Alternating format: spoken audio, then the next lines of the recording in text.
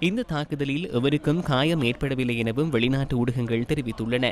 இந்நிலையில் நேற்று முன்தினம் தாம் ஆரம்பித்த கடற்படையினரை மீட்கும் நடவடிக்கையும் தற்காலிகமாக நிறுத்துவதாக ஐக்கிய நாடுகள் சபையின் சர்வதேச கடல்சார் அமைப்பு அறிவித்துள்ளது. ஹோர்முஸ் பகுதியில் பல மாதங்களாக சிக்கியிருக்கும் சுமார் 11,000 கடற்படையினரை மீட்கும் நோக்கில் சர்வதேச கடல்சார் அமைப்பு ஈரான், அமெரிக்கா, பிராந்திய நாடுகளுடன் இணைந்து அண்மையில் இந்த நடவடிக்கையை ஆரம்பித்திருந்தது. இருப்பினும் நேற்று தாக்குதலுக்கு உள்ளானதாக கூறப்படும் கப்பல் இந்த மீட்பு நடவடிக்கைகளுக்கு சொந்தமான கப்பல் அல்ல என சர்வதேச கடல்சார் அமைப்பு வலியுறுத்தியுள்ளது. இதனிடையே ஹோர்முஸ் நீரிணையை முகாமித்துவம் செய்வதற்காக ஈரானினால் நிறுவப்பட்ட பாரசீக வளைகுடா நீரிணை அதிகார சபை எக்ஸல பக்கத்தில் பதிவொன்றை வெளியிட்டுள்ளது. குறிப்பிடப்பட்டுள்ள பாதைக்கு வெளியே பயணிக்கும் கப்பல்களின் பாதுகாப்புக்கு தம்மால் உத்தரவாதம் அளிக்க முடியாது என அந்த பதிவில் குறிப்பிடப்பட்டுள்ளது. அனுமதிக்கப்படாத பாதைகளை பயன்படுத்துவதால் ஏற்படும் இத்தகைய விளைவுகளுக்கும் கப்பலின் உரிமையாளர்களும் செயற்பாட்டாளர்களும் பொறுப்பேற்க வேண்டும் எனவும் ஈரான் கூறியுள்ளது. புரிந்துணர்வு ஒப்பந்தம் கையெழுத்திட்டதிலிருந்து 30 நாட்களுக்குள் ஹோர்முஸ் நீரிணையில் உள்ள கடல் கன்னிவெடிகளை அகற்றி